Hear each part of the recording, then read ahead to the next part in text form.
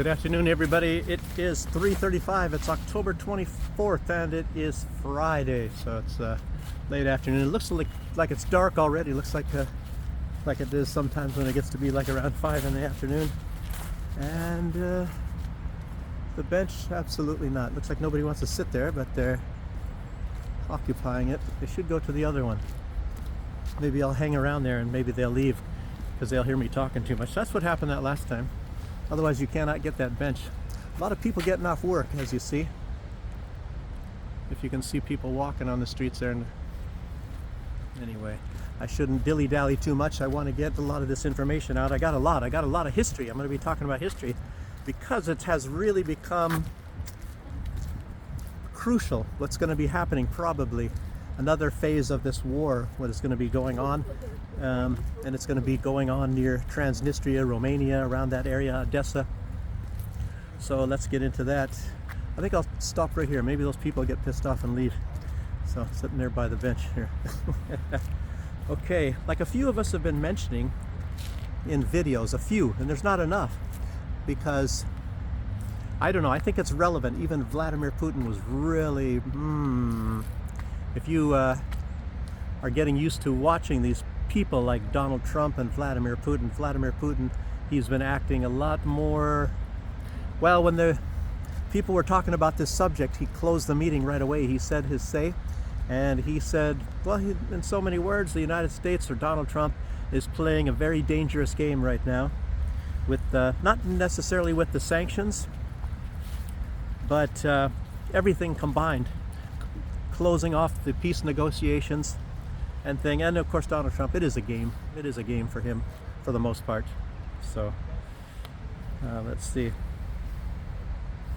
So Donald Trump is again going into escalation. I said in my video yesterday, if you want to get a lot of background and all that understanding about what this video is about, you have to see yesterday's video and the day before, because I'm talking also about Transnistria on the day before.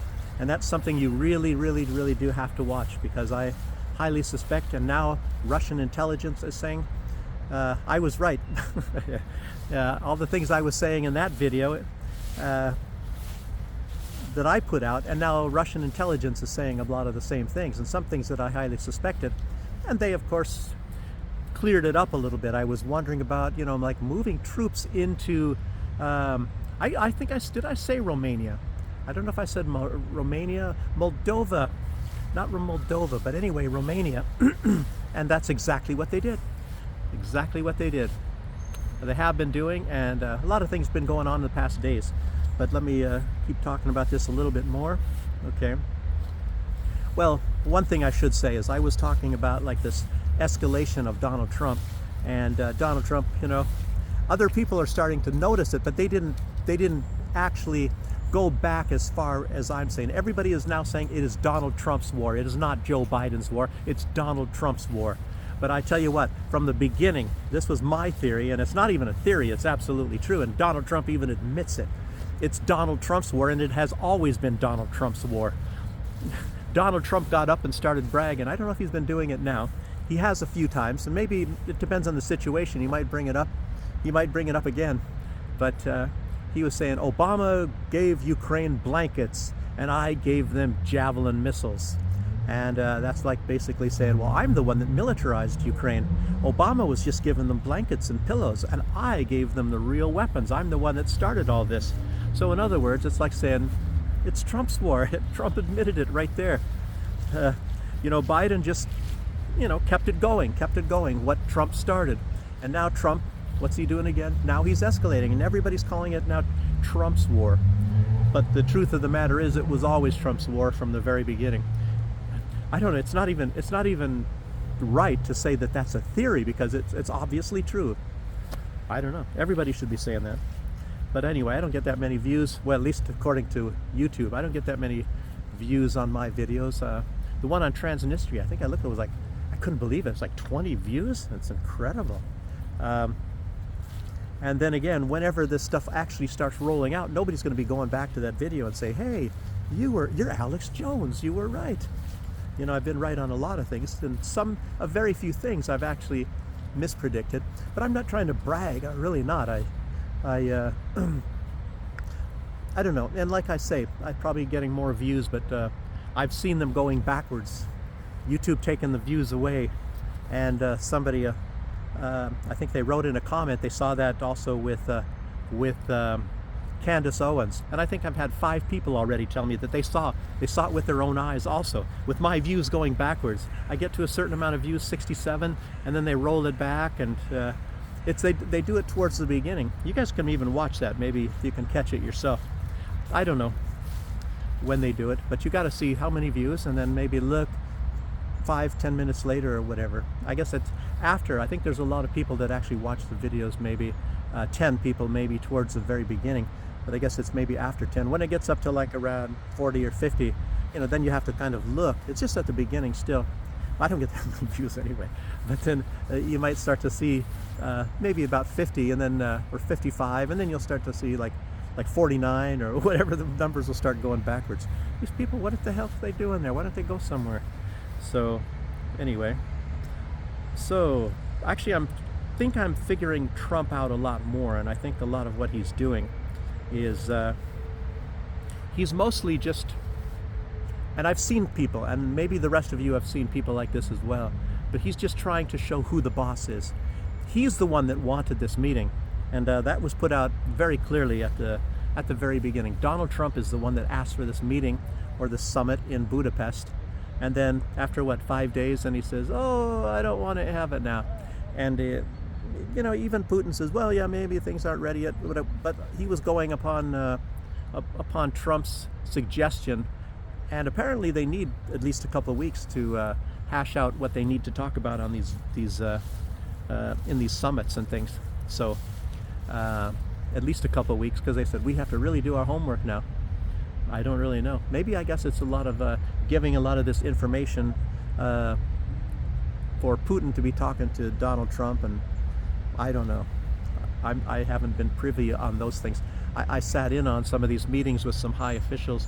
Well, I didn't sit in on it. I was in the control room where the person that directs the slides and things like that. I had no idea that the microphones in there are very, very, very sensitive. You can't even whisper, and then they hear it. So somebody came, and there was like a bunch of generals and stuff, and they sent somebody in there, and they kicked me out of there. But I was just sitting in, and normally I never had any desire to sit in on this, on the places where I was actually working and all that. But then, I've heard generals and things, casually talking to me, and you learn a lot of things back then. But like I said, I was told not to even talk about it. But anyway, but Trump, like I said, what he's doing is he just wants to show everybody who the boss is, and say, like, see, this meeting cannot take place without me. Donald Trump's ego. You guys know that. You probably agree with me. Sometimes you can predict Trump, and sometimes you can't. I think he has an objective to try to be unpredictable. So it's just trying to figure out Trump. Well, what is Trump all about? So many people are talking. Yeah, sometimes I watch a lot of these other videos from other people, and everybody is talking about Donald Trump's facts.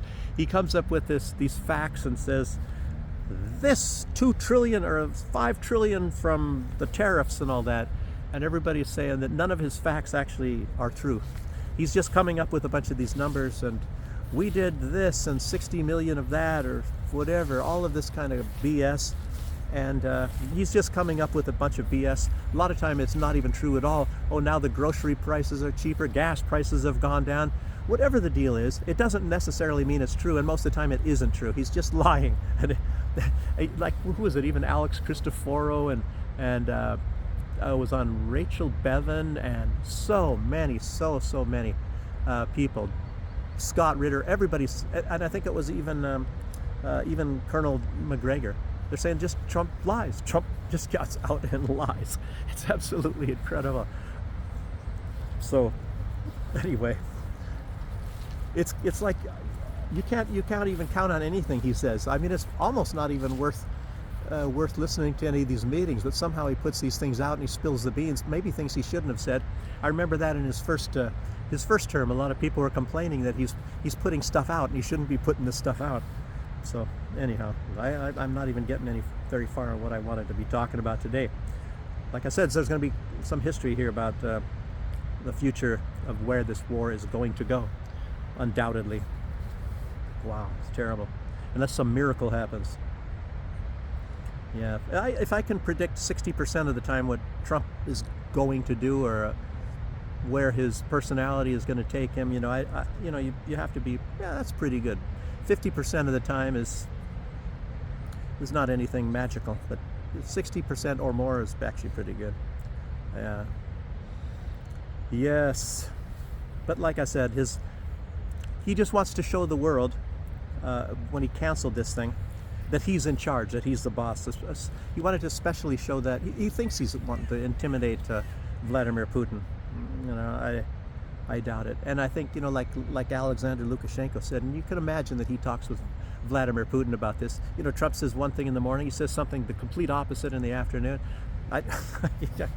What am I to say? It's not even worth talking about Donald Trump. Anyway, so yeah, but he suggested the peace summit only in order to cancel it. He probably knew a lot of these things. Everybody's talking about how much trouble it would be for Putin to actually get there by flight. How you fly in when all these countries, have this ban, and then of course that's why Russia put the ban, and all these countries are actually suffering even more because you have to go all the way around Russia instead of going to Asia, right over the top of Russia. So it's a long flight, and it's even much longer when you got to go all the way around Russia. So anyway, that they called that upon themselves. Okay. So he agreed a ceasefire was not the solution when he was in Alaska. Not a ceasefire. And then he switched, and now he's back again. Now he again says it's a ceasefire. Now, how are you going to do diplomacy when somebody is indecisive, or is it incompetence, or indecisiveness is incompetence when it comes to leadership? I said that in one video already, a few videos ago. At least that's what I learned in leadership school, and you can talk to anybody else that has gone to these schools, and they'll tell you the same thing. And I was wondering, is that a tactic in business? And it could work also in statesmanship, but not very often. I don't know. Yeah. Okay. But anyway, Putin put his foot down, and he said what Putin said in a response to the cancellation of this meeting and whatever else is going on. And like I said, Putin did not look. He looked very, very, very serious, and it reminds you very much of what he was saying, that if they continue to march into Ukraine and flood Ukraine with weapons before the special military operation, it was, matter of fact, he's even more stern now than he was at that time. So Vladimir Putin, he's not Donald Trump. He doesn't vacillate from one thing to the next and threaten, and then find out he can't threaten, and it didn't go anywhere, like what he did with the Houthi. And then of course, as most people agree, the Houthi, without even lifting a finger, they kicked his butt. Donald Trump was going to do this, and he didn't change anything. The Houthi are doing exactly like they did before. And as a lot of people are saying, the fact is you don't hear many ships getting harmed anymore.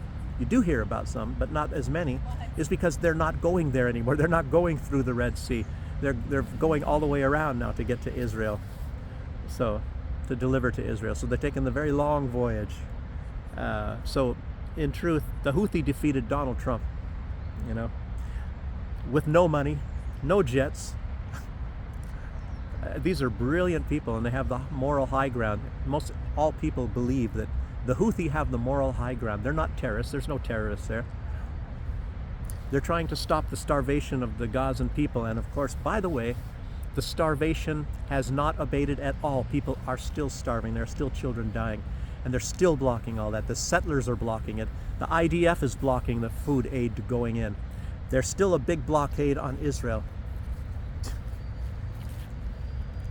So this is not ending. This is not ending. And of course, as you know, Israel is bombing southern Lebanon big time right now. And of course, they did a few massive bombings on Gaza as well. So this stuff just keeps on going, you know, and I don't think it's ever going to abate.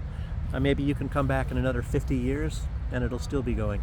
Donald Trump did not solve, he did not have a solve the problem in the Middle East in any way, shape, or form. So that's something that's been going on for that long. And by the way, it looks like Donald Trump spent $4 billion on bombing the Houthi. $4 billion. And there was put out, it was a Colonel Larry Wilkerson. Like I said, I watched Rachel Blevin, and this guy was on there, this Colonel Larry Wilkerson, and he went to try to find out a little bit more about the Tomahawk missile. So he went to Raytheon factory, I guess, what is it, Raytheon, I believe? And yeah, Raytheon. Anyway, there's change, they have some names and things like that, but I guess they're still building it. And I was thinking it was like Oshkosh, but maybe not. The guys that build the coveralls, Oshkosh Bagosh, you know. But anyway, he went to this factory. Those people aren't leaving. What the friggin'? Ask yourself, what the hell are they doing there? Is that where they live? Do they live on this bench? I don't know. Maybe it's two secret lovers. Maybe they're both. I think that's what that is. You know what it is? That's what that is. Yeah. Anyway, he was asking Raytheon about these missiles, and I guess each missile costs $2.5 million. Thank you, American taxpayers. But a lot of these numbers that Donald Trump was coming up with, what did he said? 4,500 and something or other missiles that the United States has.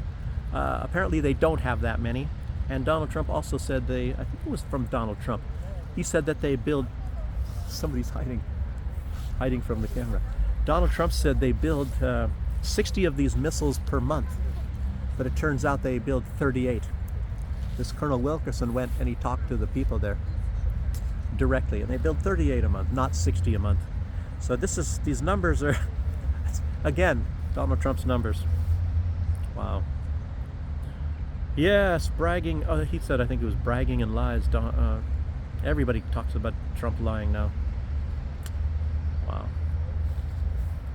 Let's see. Speaking of the Middle East. Was I speaking of the Middle East? Many fear that Israel is getting ready to strike Iran. I think this Colonel Wilkerson even said that. A lot of people are talking about that. I don't think so. I really don't think so. I don't think so at all. Well, Israel, it's a small possibility that Israel might, but what they're meaning is, and everybody says this, that maybe that other war, this 12-day war, it showed that Israel, you know, they got the worst of it. They got the worst of this, as much as what the United States did to these sites with whatever, I don't know, I guess they used Tomahawk missiles as well on that one, but, you know, bunker busters, whatever the heck they used. But apparently, Israel suffered more damage, and Israel has to actually think twice before they're going to do that. They can get up and brag. I don't know what I guess the whole deal is to get up and brag. You know, it's weird that Russia doesn't ever get up and brag.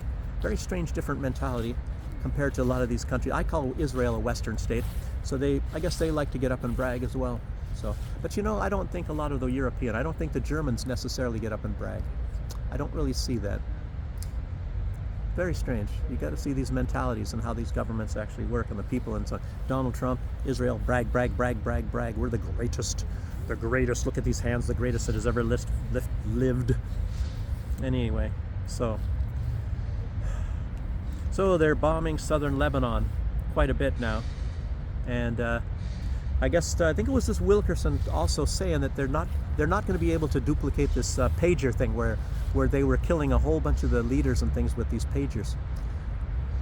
I don't know. Israel seems to know where a lot of people are hiding, or not even hiding. You know, where their apartments are. They bomb the apartments. They bomb wherever they're meeting.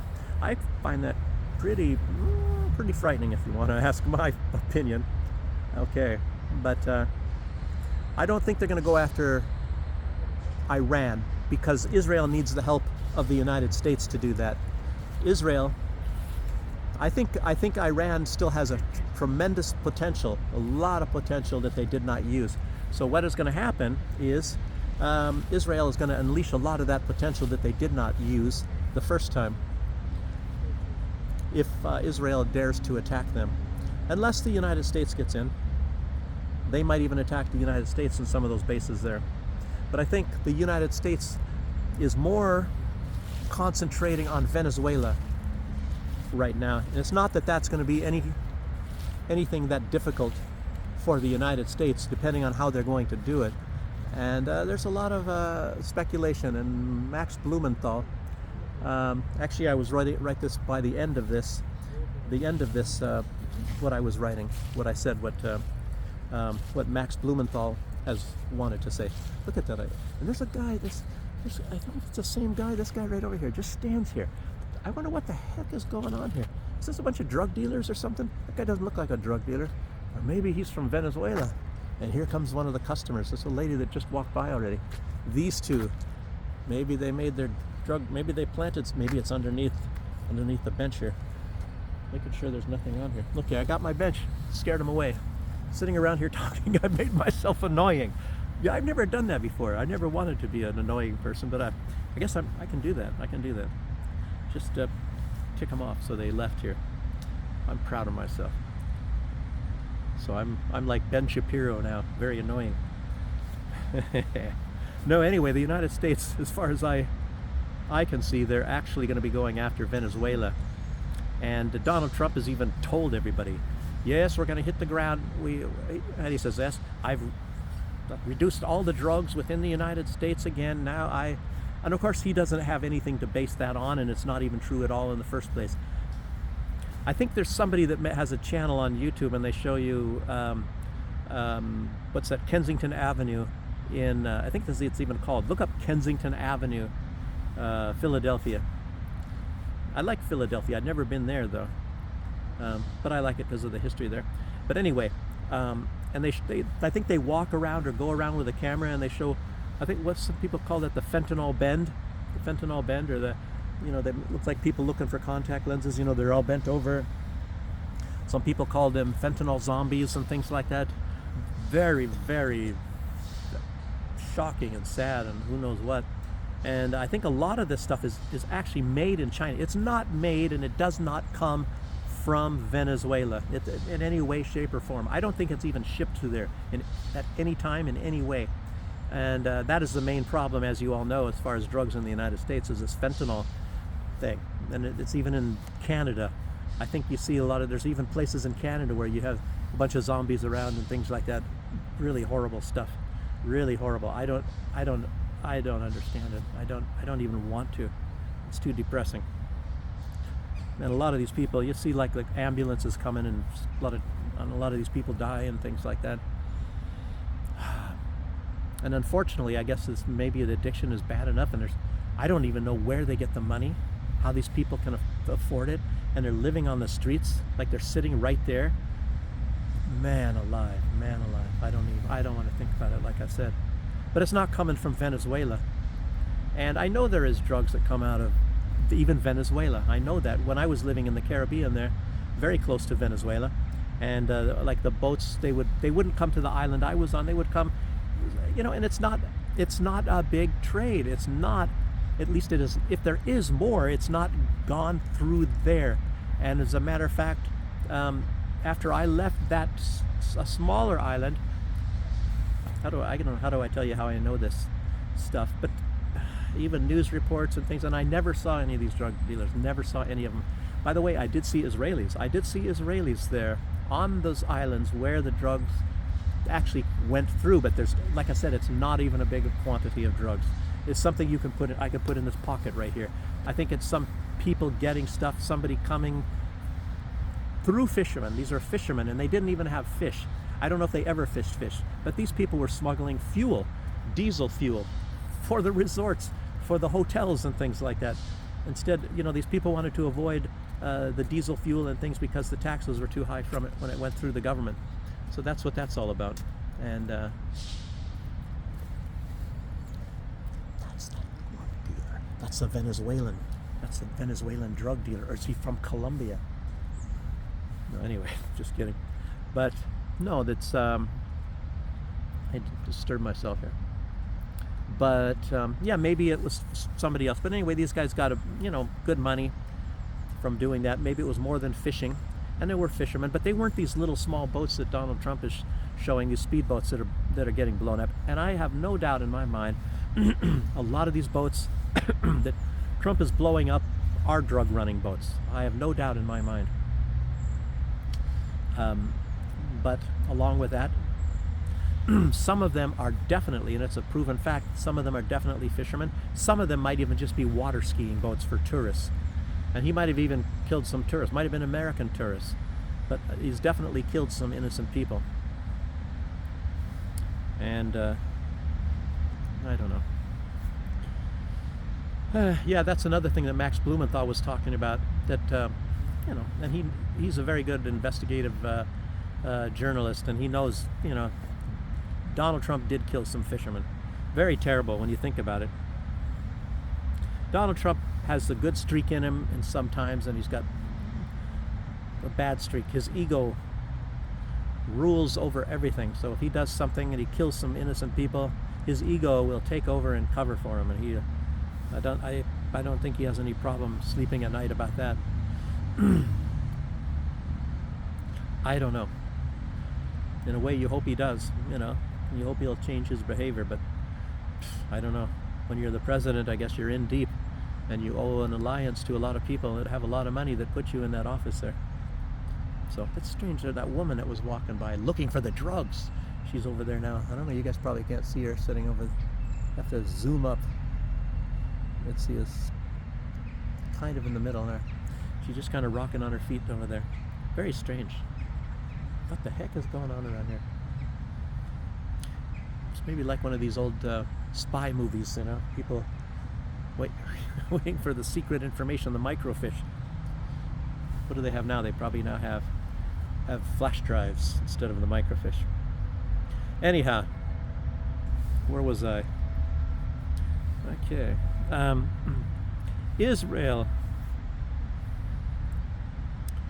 I think I already said, and they're blocking apparently over 80% of the aid going in, so they're not letting that much go in. Terrible, into Gaza. And yesterday, J.D. Vance said, and there was a cover-up thing. I mean, a PR thing. J.D. Vance said, and Trump also said at the same time, because a lot of people are talking about this annexation. It was in the Knesset, in the Israeli Knesset. They basically said that they're going to annex the West Bank. And J.D. Vance didn't like that, maybe because I don't know.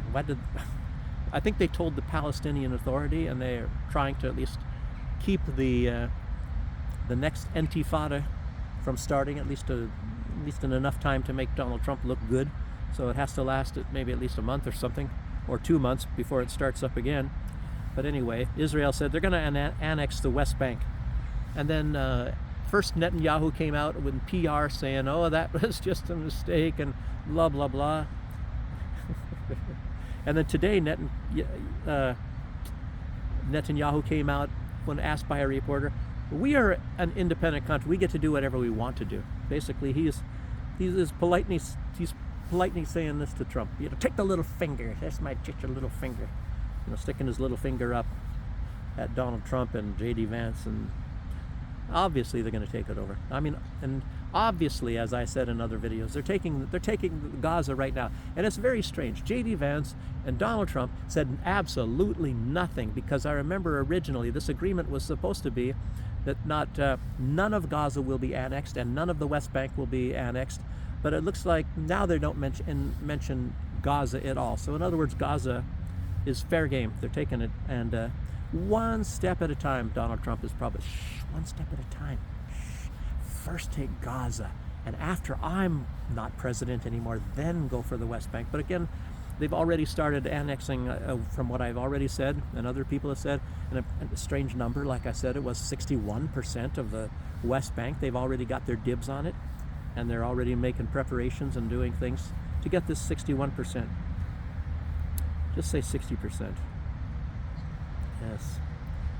So, then it seems proven that when Trump said, it's a proven, Donald Trump is proven to be fake news.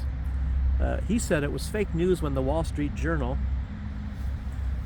claimed that Trump had given Ukraine permission to use long-range missiles. Well, it turns out that Donald Trump did, in an indirect way, for certain, give permission, and they've already been using them. They've been using Scalp missiles. They've been using what is it called, the Storm Shadow missiles, and what was this? Oh no, not long range, extended range. They've been already using extended range missiles. And what about ATACMS? That's probably, that's just an extended range. Anyway, it's going further and further. And I don't know if they have anything in between. Maybe instead of what is the Tomahawk? I was thinking it's 2,500 kilometers range, and I guess that's enough to go beyond Moscow, and I think even to hit. I believe that's even to hit a lot of these weapons manufacturing plants in the Ural Mountains there, Ekaterinburg and places like that. But apparently, well, I'll get to the drones. So it's another thing coming up about Ukraine already has that capability anyway. They don't even need it from the United States. Not the missiles, but anyway. So when asked, Donald Trump said, and this is a quote, "They're not using our missiles. They're using, I think, European missiles. I don't control that." So in other words, they are using long-range missiles already, not Tomahawks. And like I said, Tomahawks are bigger missiles and things.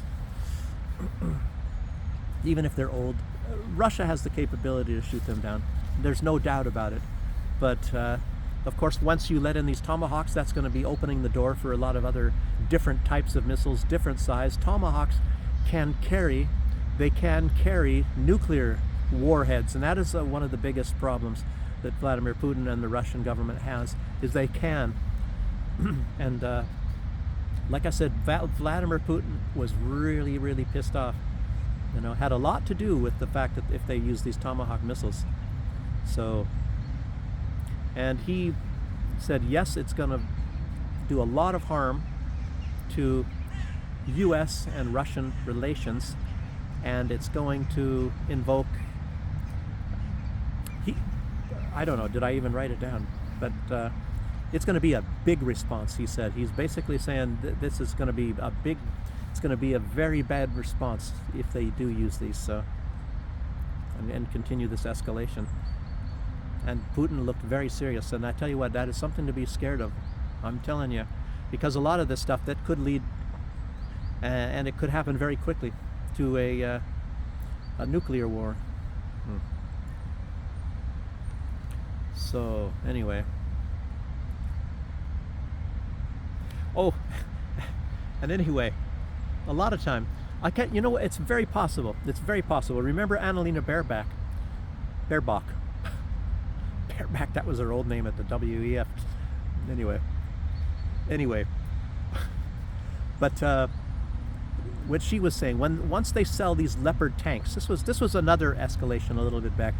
And like Emil Kosman has said, I have to say that first they were saying, oh, that's an escalation. We can't send this, and then they send it, and then they said the next thing, oh, we can't send that. That would be an escalation, and then they send that. So it's been going up and up and up. So Emil Kosman, and it's a very good chance that they really might be sending the Tomahawks in a very short time, within months, because they keep saying, oh no, that's an escalation. We won't do that. We won't send F-16. We won't send Abrams tanks. We won't send this and that. And of course, then they kept on, and then eventually they send it. And it's been going on like that the entire time. And but anyway, what I was saying is Annalena Baerbock said, once they sell these Leopard tanks, they're not German tanks. Those are Ukrainian tanks. So once they sold them, they're Ukrainian. And maybe that is what Trump is doing, but he's saying, well, that's the Europeans. We're not sending them missiles. It's the European. These are European missiles. It's the same thing, as you all see. So, as Donald Trump is saying, we're selling them to Europe. What they do with them, it's beyond our control. So that is an admission right there. Basically, Donald Trump is saying these missiles that they're using are manufactured in the United States. Basically, we are already sending these long-range missiles, but we're selling them to Europe, those European missiles. And we have no control over that. What about when Donald Trump says, well, yes, I've made the decision to sell the Tomahawks, but I first want to find out what they're going to be used for. And then somebody said, just say they're not American Tomahawks anymore. Jeez, I don't know. Did they sell the Tomahawks? And Donald Trump said they're not going to do that because it takes at least 6 months to train other people. It takes 6 months of training to learn how to fire off these Tomahawks. But then again, Ukraine is not going to have to fire off the Tomahawks in its entirety. Anyway, the United States is doing the target acquisitioning things, you know, with the intelligence and things, and they always have been with the, you know, whatever, the Patriots and the HIMARS and everything. The United States is heavily involved in all of that stuff. Everybody knows that.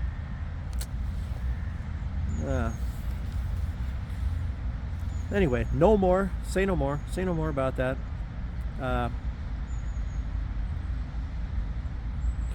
So, I already said that, you know, Donald Trump is saying he's been so successful at sea, and now he's going to be going by land. I think exactly what Max Blumenthal said is that they're going to first be launching these decapitation strikes on Venezuela, and then what they're trying to get done is to trigger off a violent coup d'état. And they're going to put that, what is it? He said Pinochet in a skirt, whoever that woman is. I wrote the name at the very end of here. Like I said, I was going to mention that at the end. It was based on something that I saw with Max Blumenthal. Very good reporter. Okay. And as you already know, this is very strange because Maduro, even according to Donald Trump, has already offered the United States, or Donald Trump, everything, all of the resources of Venezuela, gold, oil, everything. I don't know, maybe even tourism. There's a lot of other things. That woman is coming again, the one that was wandering around. So all of this stuff. And Trump still wants to bomb them, or maybe set up an overthrow with the CIA. Yeah. So, yes. Someone doesn't want to be on the film. Oh. Anyway, Trump, but he's using the same old American playbook. Also, you know, with this, and they do this in the military. Like I told you guys, they told us, you know, like Ivan, when Ivan comes across the border, they couldn't think of anything more humiliating to call the Russians. You know, like Spics or the Gooks. I think that's what they called the Vietnamese or whatever, the Chinks or the Krauts. You know, they have to dehumanize this, but of course Donald Trump, and of course every government, every single government. You can even go back probably to the First World War, and they have to have some sort of demonization of the future enemy. And a lot of time, you know, like with a lot of fake things, like Iran is using IEDs and blowing up U.S. soldiers and things. I mean, I don't know, but he's calling that this guy, Gustavo Petro, the leader of Colombia, as a narco-terrorist, just like Maduro. So these are two narco-terrorists, you know. So these guys are big drug dealers, and they're sending these drugs to the United States. I wonder if Donald Trump ever thought of trying to find out who in the United States is getting these drugs and go after them. They're the ones actually making all the money, and that's the honest-to-God truth. They're the ones making the money. The ones in the United States, those are the drug dealers that are making all the money. It never occurred to me that I should go after those people. Maybe Donald Trump is saying, you know, and then maybe find out who's sending them. You know, they're making you think they already have, but then why would they need to be blowing up these drug boats if they already caught the distributors and things in the United States? Well, your guess is as good as mine. Also, remember Assad? He was a brutal dictator. I've even heard truth activists, people that are doing these videos, very much in, wanting to get the truth out. I've even heard some of them go along with that, saying that about Assad, and there's zero evidence of any of that. I tell you, all of us can be fooled. As a matter of fact, I've even had some of the biggest truth activists that I honor saying that the Belarusian president is assassinating people, like in the firing squads and things like that. The place where I'm living right now. And even then, I had gone a few times to Belarus, so I got even after that. And the people, none of the people say this. So, there are people that are in the opposition that are brainwashed and stuff, but they don't even come up with that stuff. And I'm finding more and more about Belarus. There is some problems, but those are not the problem. The leader, the president, is not doing stuff like that. He is not unjustly doing this crap to these people. I don't know if there's some people that, like it happens definitely in the United States, that are completely innocent and they end up going to jail. It's not that often, but it does happen, and it's a known fact that it happens. But I don't know if that happens here. I'm just saying. So, and remember, Putin is taking all these children, and the Russians want to know the names of these children, just like they want to know all of the names of these victims in Bucha. But Ukraine, they don't seem to be able to get the list to the Russian government of these children that Putin kidnapped. It's very strange. And I'll tell you what, you get a better story, a more accurate story from Donald Trump's wife, if there's any children that have been kidnapped. And I think Ukraine, I don't know how many, would I have 100,000? What are these soldiers doing? Are they up there out in the front lines snapping up these children? And how much effort would it take to be shuttling these children back? Thousands and thousands of children, 200,000 children of Ukrainian children. Come on now. Back so that they can, whatever the heck they're doing, why, I don't know. So what is Putin doing with these children? Anyway, it's all just ridiculous no matter what. Weapons of mass destruction, that was another one.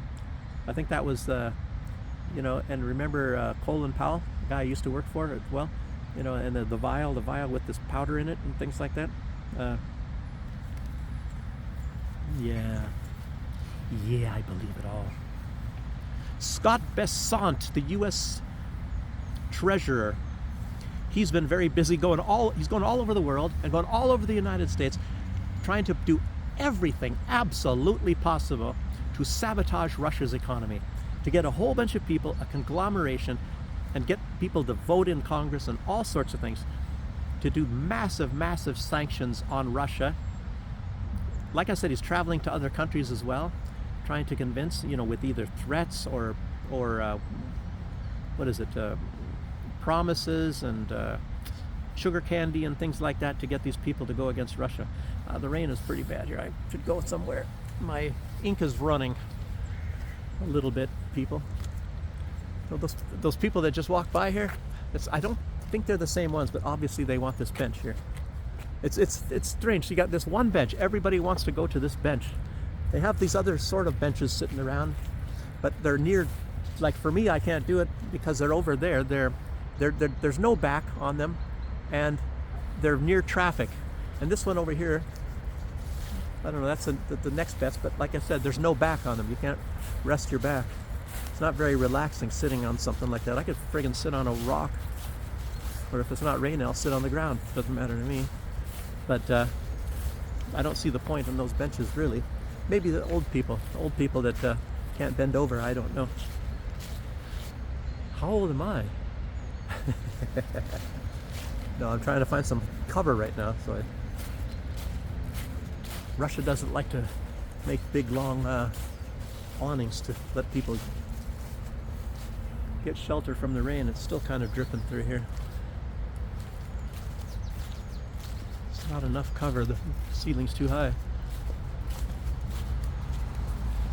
Oh, over here I know there is. It's a little bit dark though. Yes, there is right here. What are these people all standing out in the rain all over the place? Just kind of standing there. I know there's some kitties over there somewhere, but they're inside. Don't want to get wet. I heard something crying. A little kitty, maybe. Oh, look at that. They built a house for them. I don't have any food. I guess said one day I should have put them in all my coats and things. See, look at somebody build a house for cats over there. Okay, let me keep going. Otherwise, this is going to be very long. It's 3/4 of an hour already. Okay, Scott Bessant. So he's trying to collapse Russia. He's been given the task to economically collapse Russia. And this reminds me of what was happening during the Reagan times. Of course, Donald Trump, he's probably, you know, Ronald Reagan was trying to do the same thing, and he was actually successful. And the person he had do it was the Assistant Secretary of the Treasury, whose name was Professor Dr. Paul Craig Roberts. And Paul Craig Roberts is a brilliant guy, and he still does commentaries and things. So if you see Paul Craig Roberts, he's very, very worth listening to. And he was originally hired by Carter, President Carter. I don't know what role he was at that time, but he was so good that Ronald Reagan kept him on. And Paul Craig Roberts is known as the father of Reaganomics. And what he did, he used, you know, he used supply side economics. I mentioned this in another video not long ago, to bring about the collapse of the Soviet Union. So he was very much involved in that, and it's, you know, it's a lot of supply. And at that time, you know, the United States was getting more nuclear weapons, and anyway, they drove the Soviet Union into spending too much money, and you know, and it was they decided, well, you know, it's better to close our doors than to keep operating, you know, like a business. So that's what happened. Anyway, that's a summary of it. So let's keep going. But anyway, Donald Trump probably wants to say, I did better than Ronald Reagan. I used Scott Bessant, and I collapsed Russia better than Reagan collapsed Russia the first time in 1991. I'll get around to that again too. A little bit more about 1991. Okay. So Russian hacker group called Killnet, they released a video showing them breaching the servers. So it's all running, I can barely read this. Breaching the servers of these people that make this long-range drone for Ukraine. And this drone has a longer range than the Tomahawk missile. And of course they have been using these successfully and hitting planning centers and distribution hubs and things like that with, you know, oil things inside of Russia and long-range things. It goes, I think the Tomahawk is around 2,500 kilometers, and this drone, it's called the Zozuza, and I guess that has 2,700 kilometers, 200 kilometers more. Wow. Anyway, these guys hacked into this thing, and they just showed them that they could hack into it. I don't know what they brought about, if anything, but I'm sure Ukraine is probably a little bit concerned about that. We have to now do, I don't know what Zelensky, you know how he talks, but anyhow. Also, what else has been going on? As you know, Europe really wants to send troops there. These people are obsessed with the collapse of Russia, and I think they're giving the bug to Donald Trump, obviously, right now too, big time. Donald Trump has got this bug, and that's why he's got Scott Bessant working overtime and you know, doing a lot of things. So it's really something. I don't know. It's actually, you know, the thing is, before Russia gives up, there'll be a nuclear war. So that's not a good thing to be doing. But anyway, these people are obsessed with doing that. And there are witnesses, and I think it was sometimes some refugees that came to Russia. They were able to get out and get beyond. I don't know if they went via Belarus. You know, there's a lot of mines on the border there, put there by Ukraine and all. But anyway, these are refugees, and they came into Russia. And of course, what they said, and this is just in the past days, they saw like these foreign soldiers there, and they thought they were from Colombia. And you know, upon like just being around and, you know, maybe walking a little bit around, and then they saw that they were actually French. These are French soldiers. And there's a lot of things, a lot of this stuff is going on. There's rumors already going in, and it's not only the French. It's not only the French. Russian intelligence has said there is already, and of course this has been put out already for some, I think I put out in another video, and this was maybe even weeks ago, and they have evidence that there is British soldiers in Odessa. British are moving into Odessa. The French, a lot of them are in, I think, just outside of not in Lugansk, but just outside of Lugansk area. And this one, let's see where they saw these French soldiers, and I don't know where this is at. I didn't look it up on a map, sorry. Slavyansk. And they only saw 5, but these were, and obviously they're not mercenaries. I don't think mercenaries go, do you think, I don't know, do mercenaries, or are they required to go around with the flag of the country that they come from, a mercenary? They're mercenaries, they're not from, anyway, but they were wearing French flags. And I don't even know why if that's true, if the French, why would they do that? Why would they send them like that? Did they carry their ID and their passports with them too? Oh, very, very smart move. In the United States, at least, they don't do that. I don't think, you know, it depends on where you're at and what your job is, I believe. You know, but most of the time you don't wear American flag on your uniform. And, you know, and actually they remove you from service to a certain extent. So you're not necessarily in the military anymore when you work as, it's not that, but you're not working as a mercenary, but you're appearing to work as a mercenary when you do that, when you go on these kind of missions and things like that. So just so you know. Anyway, they heard these guys speaking some foreign language. They thought, like I said, they thought that was Colombian, but it turns out, you know, they saw the French flag on there. So, let's see. Last week, NATO. This is really big. This is some big stuff right here.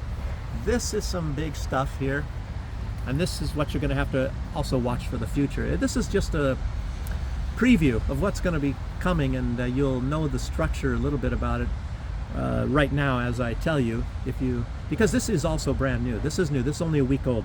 So last week NATO unveiled, this is a new structure within NATO, and it's called the Eastern Flank Strategic Partnership Act, FSPA. FSPA is what they're going to call this, or what it is called. It's already started. And so what this is, it's 9 nations. Of course, all of them already know about this. They're already basically in this little organization already, and it's 9 nations, NATO allied nations, and there's to be instruments pushed up to, if they're not already, of course, pushed up to the Russian and Belarusian borders on NATO's eastern flank. They're already there, obviously. They're already on the border. So the countries include Bulgaria, Estonia, Finland, Latvia, Lithuania, Poland, Romania, Slovakia, and Hungary even. You know, the ones that don't really want to have anything to do with this war. You know, they're pushed into this, you know, whether they like it or not. You will like it. But how much they're going to participate, I don't know. And obviously there's no Russians anywhere near their borders, because they don't even actually border Russia, not Hungary and Slovakia. So right now there's nothing to worry about for them.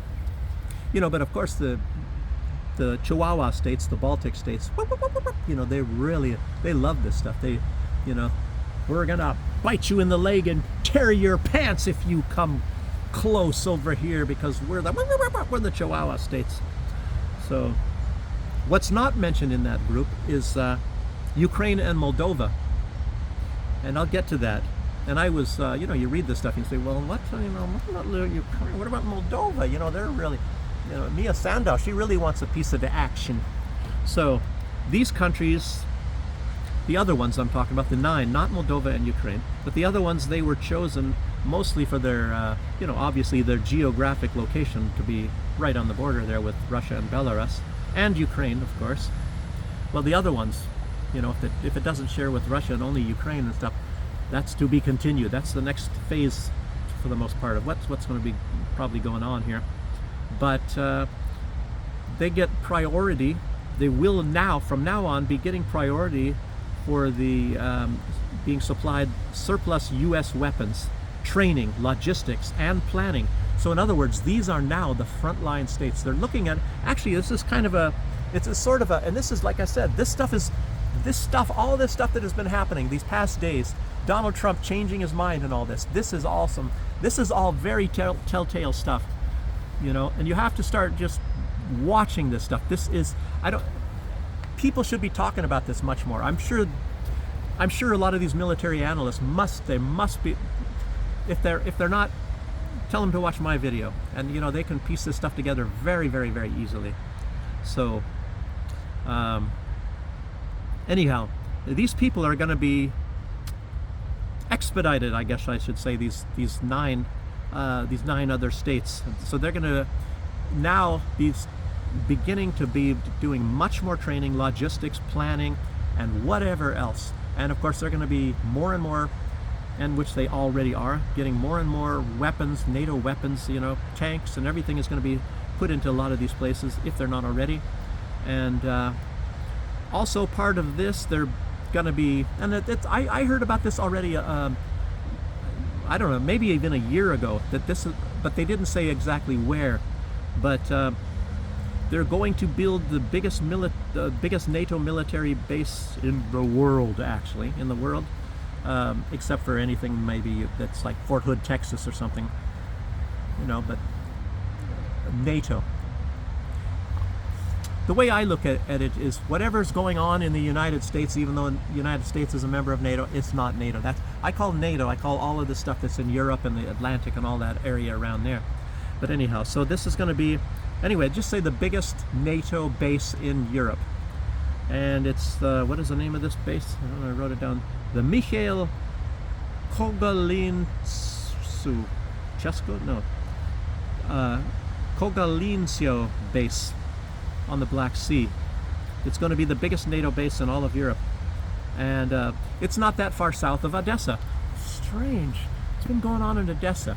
As a matter of fact, one thing that's been going on in Odessa, before I forget, is I see there's a lot of, and it's been going on for quite some time. You see a lot of these, you know, mercenaries, or not mercenaries, these soldiers, conscripts that are getting snapped up on the streets. Well, the biggest place where they get these things is Odessa. Well, that's strange. Why Odessa? Well, because they're pro-Russian and they're Russian people, and they want to use them as cannon fodder. Oh, that makes sense, doesn't it? Remember, they were, you know, doing a lot in, I don't know, they're not doing so much anymore in Kharkiv, but they did a lot of things. I'll tell you what, in the Kharkiv area, a lot of that there. Remember when they were grabbing the parents? That's where they were stealing the children. The Ukrainians were stealing the children, and the children get shipped back to Kiev or something like that, and eventually they get sent to Germany, mostly to Germany. So they were kidnapping the children, the Ukrainians were, and probably selling them. They were selling them off into Europe, mostly in Germany, because that's where they found a lot of these children. It wasn't Vladimir Putin doing it. It was Ukraine. They're child trafficking. They're child trafficking, they drug traffic, they organ traffic. Anyway, get lots and lots and lots of money.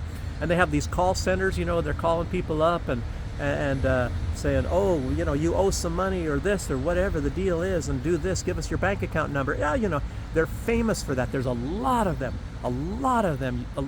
operating out of Ukraine and by Ukrainians. It is absolutely unbelievable how many, and they're getting millions and millions and millions from call centers. I mentioned that already at one point in time, but I don't know, I haven't been hearing that much about it. You know, there's a lot of things, but some things you can't talk about, like the weapon, excuse me, the biological labs. I'm not allowed to talk about those.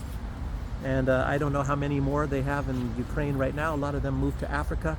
But anyway, that is a U.S. project. Anyway, and a lot of that is geared, there's a lot of this, I'll tell you, the genetic weapons. Now that is one that is going to be frightened, and I think maybe that Donald Trump says, oh, we have weapons that they can't imagine, blah. And if they really do, I'll tell you what, that's probably what they are. That is what they are. The United States has been working on that for a long time, particularly aimed at Russia and Russians, particularly. And that's been going on for many, many decades, looking for a genetic weapon. And they've been taking blood samples. I've told you guys about this before, and this one all the way up. Vladimir Putin, Sergei Lavrov, and it's even, you can probably find this on videos. but they're asking, why is the United States Air Force getting all of these blood samples from various ethnic groups of Russians? They were asking the United States, why are you doing this? Why are you? And that was an Air Force project. Very strange. And as you know, the COVID thing, that started as an Army project. Anyway, I don't want to get deleted. I don't know exactly how much I'm allowed now. You know, they lifted some restrictions on YouTube that you're allowed to talk about some things and you're not anymore. And then I did some training. My first training was at Fort McClellan, Alabama, and that was the United States Chemical Corps.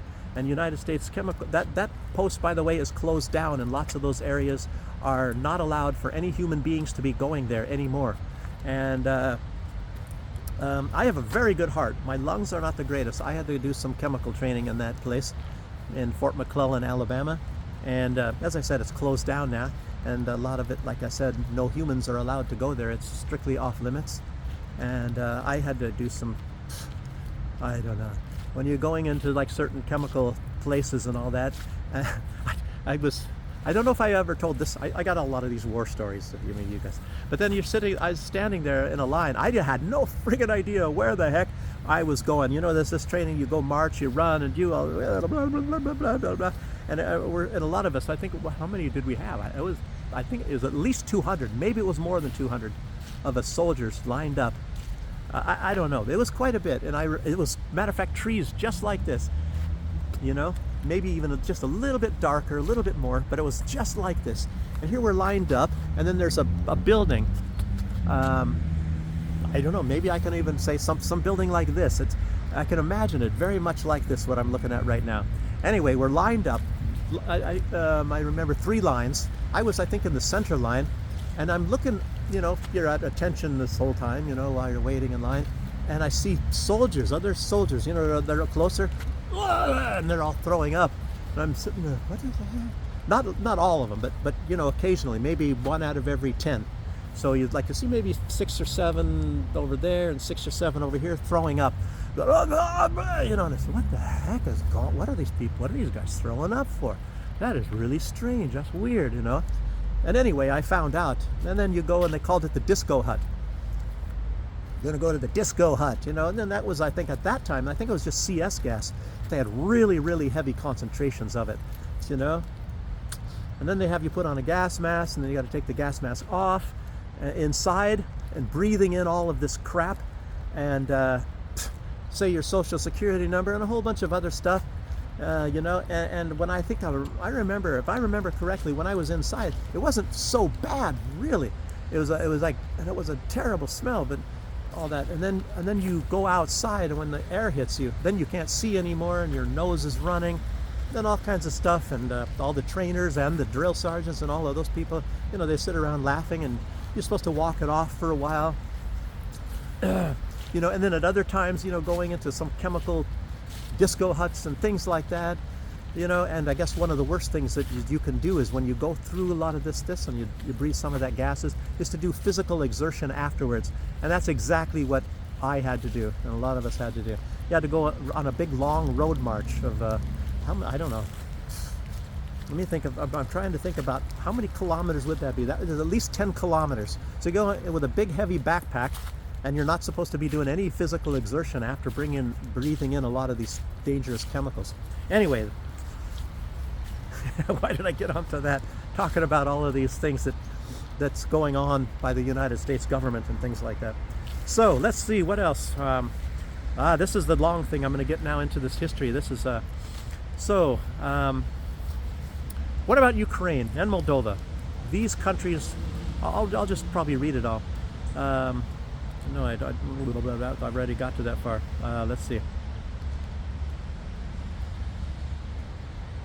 So Moldova, they have in their constitution, they're not allowed to be joining any military alliances, supposedly. But you know, on another side, what does the NATO care about any laws or constitutions anyway? They make up the laws as they go along, of course, obviously. Well, maybe you know, something a lot of people will get all pissed off about that. So for the time being, at least.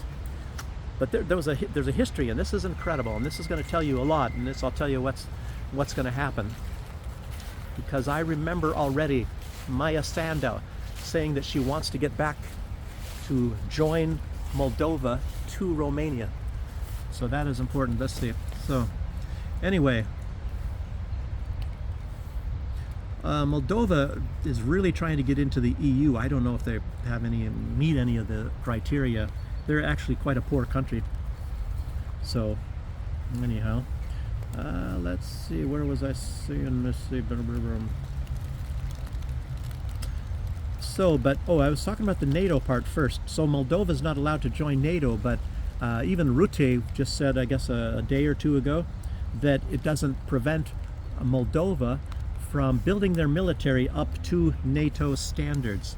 And of course, what they were saying, everybody in NATO has to put 5% of their GDP into the buildup, because now they're trying to build up. As you all know, they want to start a war with Russia, and some say 2029 and some say 2030 is when they want the war to start. Of course, they're going to make Russia, they're going to provoke Russia, just exactly what happened there in eastern Ukraine. So they're even trying it right now. It's getting even kind of close. Very, very strange. But obviously they want to provoke Russia into starting the war so they can hold the moral high ground and say Russia started it, just as what's going on right now. But they've all said that, the war is going to start at such and such a time. It's really strange. Like they can set you can mark the date on the calendar as far as these people are concerned. Russia's like, what the heck are you guys talking about? Anyway, these people already know exactly when. But I tell you what, it's probably going to go a lot faster than that.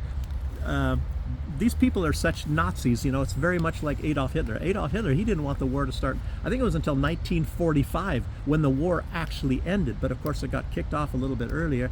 He had his invasion of the Sudetenland that started off there. Then it was Norway, and then Poland, and all this stuff. Airborne troops. I already told you guys about that. And of course, in the Sudetenland, they cheered him. They cheered the Nazis coming through the streets. There was not much of a fight going on down there. So, but anyway, let's keep going. So NATO standards, and they're supposed to increase the size. Moldova is supposed to increase the size of their military by 33%. So another third, 1% of their GDP, not the 5% that the other ones are required to do. Spain, I think, is still balking. That's why Trump is pissed off, and everybody's pissed off at Spain, because they said they can't do it. And remember, I was saying in that one video, like 2 videos ago, and then, like I said, YouTube doesn't have that many people watch it, according to them. Maybe they rolled it back. I have no idea. But that's this is again about Transnistria. This is what I'm leading up to. But I was saying in that video about NATO going into Romania, and I know that the 82nd Airborne went there and all that, but it turns out that NATO is going into Romania, and they're going even more so right now. So all of this stuff is coming just exactly as I said. And as you all know, Zelensky, a very, very important point, that he got rid of the mayor of Odessa and he appointed a military council. So the military is now in charge of Odessa. And Odessa, well, if you look on a map, you have to look on a map, and you know where Transnistria is, Romania is, where this big military base is going to be going in Romania, just south of Odessa. And all of a sudden, now Odessa is under military leadership. Well, now what about that? And of course they're trying to get rid of a lot of the people that are maybe pro-Russian. That's what they're sending all these recruiters there and making sure they round up people that speak Russian and all that to send them as cannon fodder to the front lines. Blah, blah, blah about that sort of thing. And this is really some stuff. You can just look at this, and you can I'm just making, giving you the dots, and it's so easy to, the dots, they connect themselves. It's incredible.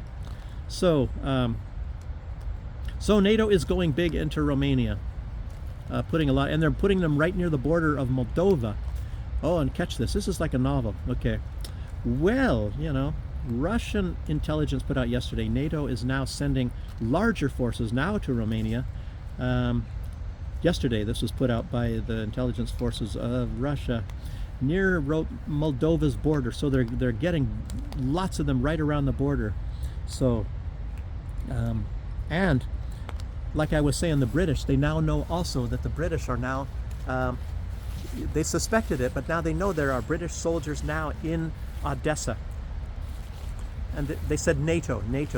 And how many times have we already seen where Russia, remember when gosh, that was what, a year ago, and they bombed some place that was in the Ukraine-controlled part of the Donbass, and some soldier was filming, and these were American soldiers, the American haircuts, they had tattoos from 82nd Airborne, wearing the uniforms, everything. Obviously, they were young. There's no way they were mercenaries, because that's too young to be mercenaries. These were like conscript. They were in their 20s, and they say, it's just too much. All speaking English, and anyway, this is way too much. And those are all NATO soldiers. And they had the French. They already got some hotel. They were looking for people because all these nurses couldn't treat these soldiers that were in this bombing because they all spoke French. Oh, what a surprise. Okay. There's so much. It's I don't know. Do I need to even tell you guys all this? I even remember, and I found it. It was years. It was before the special military operation, and they had American soldiers already in Crimea, in United States uniforms with helmets, carrying M16s and everything. So, anyhow, there's even American soldiers they put up saying, "We're already here." It's probably taken down off of YouTube right now, but they were filming themselves in Ukraine. Anyway, so. So NATO has started deployments to Odessa, and but the Russian intelligence said they said it's to intimidate Transnistria, you know, and I think what they also mean by intimidate is they're preparing, that they're, and I'm not saying they will, but very possibly this is going to be going against Transnistria because they're setting the stage, they're shaping the battlefield, as Scott Ritter can say. Wow. And lo and behold, Transnistria has a vote on November 30th. It's coming up very soon. It's like what is this? 5 weeks from now? In about 5 weeks from now, there's a vote of the, what is it? The Supreme Council, I believe, is what it's called. But to know what that means and what this is all about and why they would be doing this, yeah, Supreme Council. So why is this? What the heck is this? Transnistria. What is that? Is that a country? What is this kind of stuff? It's a very interesting kind of history, you know, and I looked it all up. I didn't know a lot of this myself. So, but anyway, they're having a vote, and I guess that's the people that run Transnistria. And to understand what this is all about, you have to go back to 1991, even before 1991, even to 1940, maybe even, I'll tell you what, even back to 1812. So let's do this. A little bit of history. So the reason for Transnistria's limbo status came by, it came about and it became pronounced and everything went haywire at the fall of the Soviet Union in 1991. So Moldova declared independence from the Soviet Union. Not a big problem there, as a lot of people did. And so Transnistria was earlier attached to Moldova. And it's just like Ukraine. These people, they did not want to, these people all spoke Russian there. Very messed up kind of area. There's parts of these areas that speak Turkish. A lot of them speak Romanian, not in Transnistria, but all around that area. So, but anyway, these people did not want to lose their, that was one main thing. They didn't want to lose their language. And they didn't like the Moldovans so much anyway. They're not Moldovans. These are Russians, of course. Just like the people in Odessa, they're Russians. How they got there, I don't know. It's not that far from Odessa. But anyway, Odessa has always been a very Russian city. Oh, it's too dark here, probably. I guess come see me. I hope it's not. I don't know. I'm trying to get out of the rain because I don't want my thing to be running here. So Moldova declared independence. You know, right after that, Transnistria was attached to Moldova, and they didn't lack them. They didn't lack them.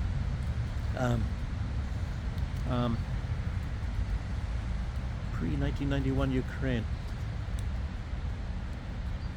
So, and like, well, it's just like you have to understand that most of Ukraine of pre-1991 Ukraine, most of it, they did not want to be in Ukraine. They considered themselves Russians.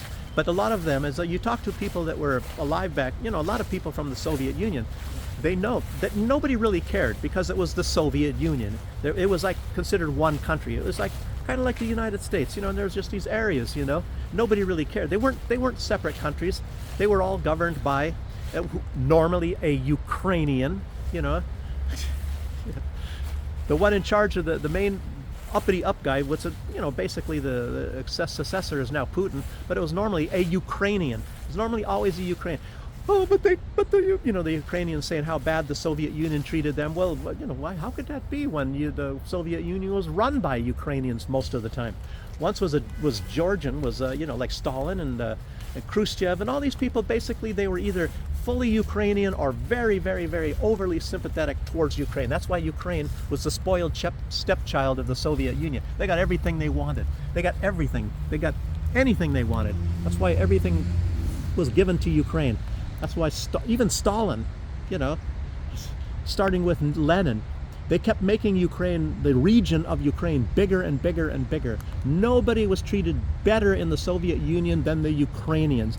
And of course they turn around and say, we were the ones that were treated so badly by the... But of course the Chihuahua states, they were all treated very well as, also. Because you talk to people that were in the Soviet Union, which I have, and it's not very difficult when you're living in Belarus, and they said they liked it going to the Chihuahua states and all that too, because everything was much better. They said all the best stuff. The best stuff always went to Moscow, maybe St. Petersburg, and to these other Soviet states. And if you're just living in the country, anywhere else in the Soviet Union, you didn't really get that much, It wasn't so good. You couldn't, products, the shops were empty, things like that, all that stuff you hear about the Soviet Union. But you go to those other places, you had it made. All of Ukraine had it very good, much better than everybody else. Well, what about the Holodomor? Yeah, well, I'll tell you what, more people died of starvation and all that in Russia than they did in Ukraine. There were regions there really decimated in Russia, and it was like I can't even remember, but it was something to do with crop failures. I think there was maybe was it an insect or something decimating crops, potatoes? I don't even remember all that stuff. All I know is that Ukraine is just, unfortunately, the government, and of course they try to indoctrinate their own people to be a bunch of friggin' crybabies and say everybody, like Donald Trump. Everybody talks about Donald Trump like that now. Oh, they all treat us so badly. We have to do these tariffs because we are the ones that are treated so badly because we have the world's reserve currency and we can push everybody around and we have the biggest militaries because we're treated badly. I mean, anyway, otherwise, obviously, Donald Trump is just lying. He's playing the victim, the victim card, and he can be part of the woke left.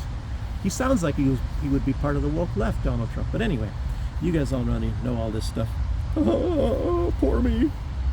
I complain about YouTube disappearing my views, of course, too. I guess we're all crybabies. So, let's see. So, Transnistrians,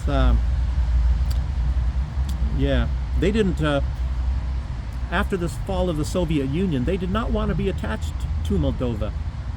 So, that was 1991 and the collapse right there. So, in 1992, you had the Transnistria, war. Moldova, of course, is the one that started it, and what was agreed upon is like some sort of this limbo status, I guess, for the Transnistrians. It was a ceasefire. I guess it was a ceasefire, and I think it was mediated by Russia at the time, which then Russia was a country. It wasn't the Soviet Union, so they mediated it, and but like I said, all those people were Russian. And Russia was more powerful still than Moldova, of course. But the same sort of a deal happened, just like what was happening in Ukraine, and like history repeats itself. There's nothing new under the sun. So the same thing, basically, with Eastern Ukraine, what's going on today. It was kind of a similar thing, what was happening with Transnistria, Moldova, and all that. But Stalin, he created actually Moldova. There was no country called Moldova. It was created in 1940. And what that used to be called, that area that now we know as Moldova, was Bessarabia, or Bessarabia, however you want to pronounce it. And that area, earlier, it belonged to Turkey. But Russia took that in 1812. So since 1812, that basically Moldova, what is Moldova today, that was part of Russia starting in 1812. And of course Odessa belonged to Russia much more before that. Some, what is it, 17 something or other, or 16 something. I can't even remember when was Catherine the Great. But yeah, history, and things change side and all that, like Poland and up here, and but Belarus has pretty much been their own thing, and it's kind of actually been aligned with Russia the whole time. Actually, Ukraine always was too. It always was. That was the beginning of Russian history, Kievan Rus, as I say. And the people that were governed under Kiev were called Russians, like I said. So anyhow, Russia took it from Turkey and the Ottomans, I guess, in 1812 in the Russo-Turkish War. In 1918, Moldova united with Romania. So in other words, they were already one country right there.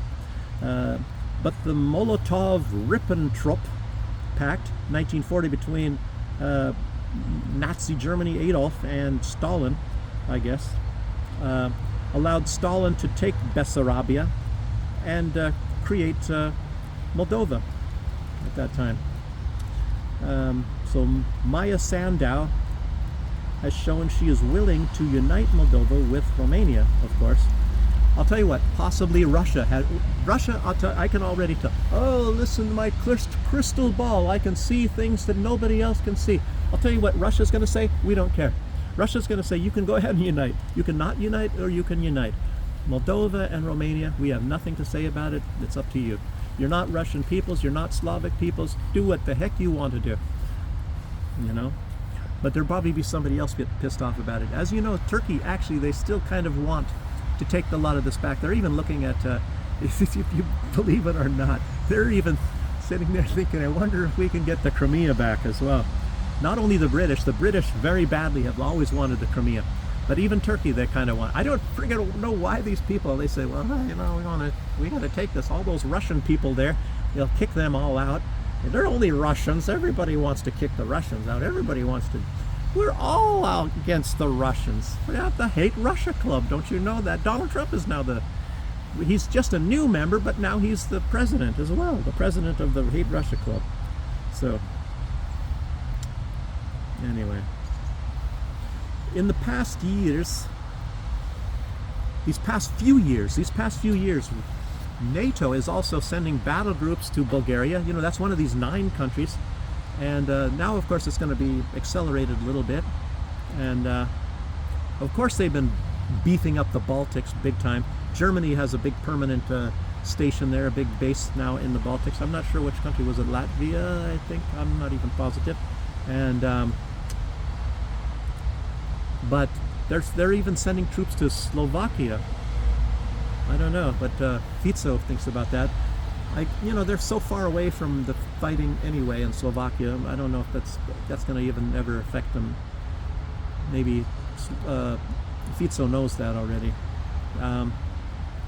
So also, what's going on in the news? Trump is supposed to meet Xi Jinping on Thursday, October 30th. So today is Friday. So in less than a week. In 6 days, and he is going to be Xi Jinping. Oh, let's come on with us. Let's do this. Let's get Russia. We love you. We love the Chinese. We just love you. I've told you. I've been mentioning on the news how many times how much I get along well with Xi Jinping. I like Xi Jinping. Blah blah blah. Let's get Russia. And then it's your turn after we defeat Russia. No, wait, I didn't say that. But anyway, Xi Jinping isn't stupid. He knows that. Donald Trump, he said he wants to dominate everything. He wants to dominate. He said that. He came out and he said that. I want one ring to bind them all. He said he wants to control basically the world. Basically, he's saying, and they said no kings. Maybe that's the idea where everybody started making this no kings thing. But Donald Trump, he said he wants to be the one that takes the credit for the United States to dominate everything in all industries. And of course, the United States has been going downhill a long time, for a long time. It's not just the Democrats, it's a lot of people. It's been going for a long, long time. And they should have been maybe even trying to, they've stolen a lot of scientists, brought them all to the United States, pays them a lot more money.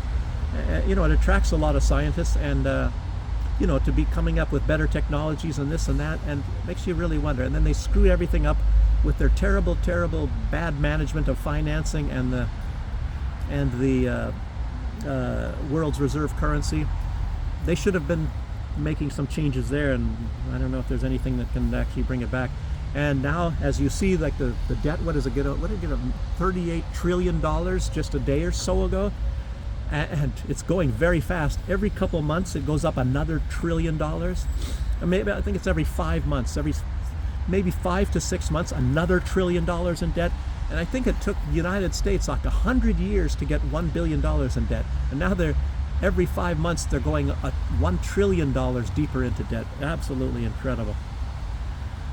Unbelievable. But let's keep going. Where else? I'm almost done here, by the way.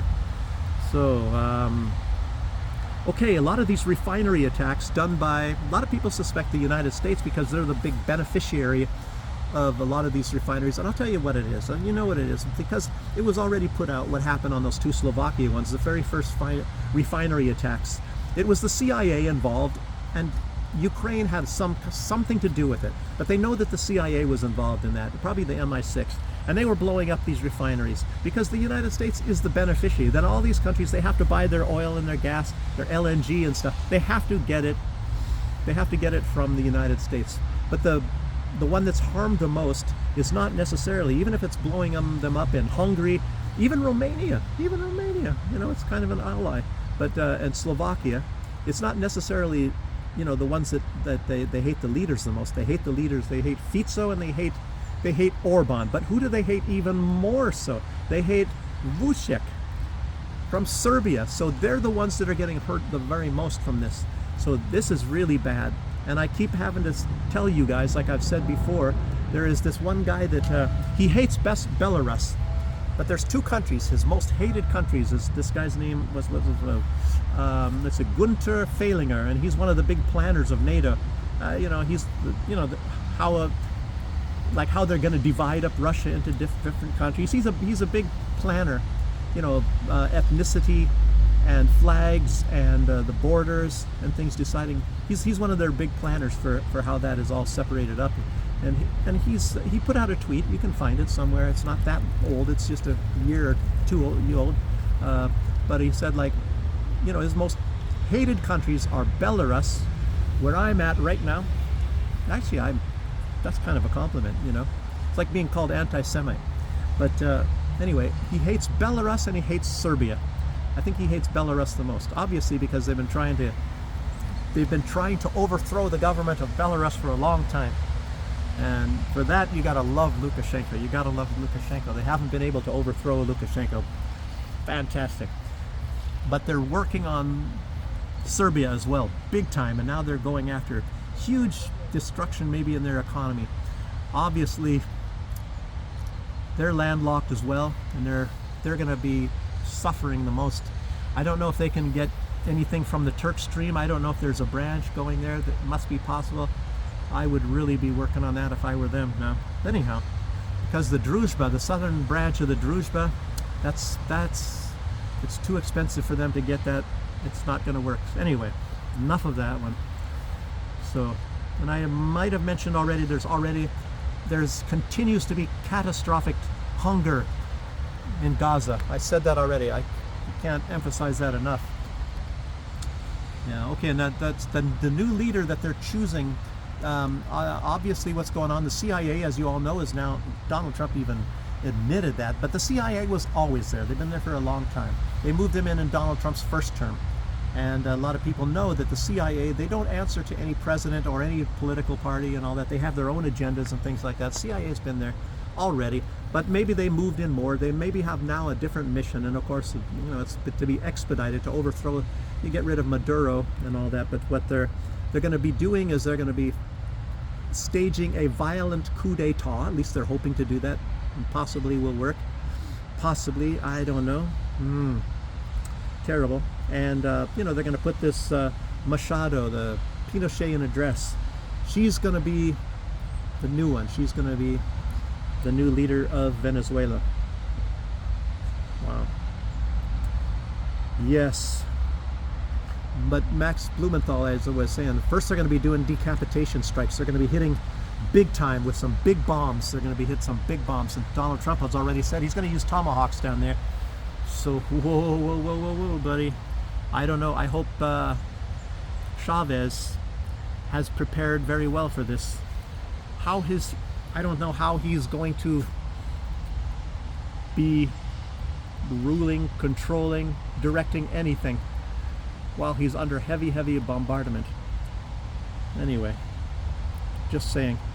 I hope you got guerrilla warfare people trained like what they did in Cuba. So it's going to be another Cuba, possibly. So Germany is in big dire straits right now. They've always been in dire straits for quite some time, after they're making one mistake after the other economically and whatever. And because what's happening right now, you know, especially after they don't have this cheap Russian energy anymore. This trade war, what's going on with the computer chips now, it's banned. I guess Chinese chips are banned now from Germany. So they're in dire need of chips. Извините? Давайте поможем подняться. Подняться? Да, подняться женщине. Женщина? Да. Я один не подниму. So anyway, that's about the end of this anyway, my tape. So thanks for joining me, everybody, and I'll see you guys on the next one. Bye bye.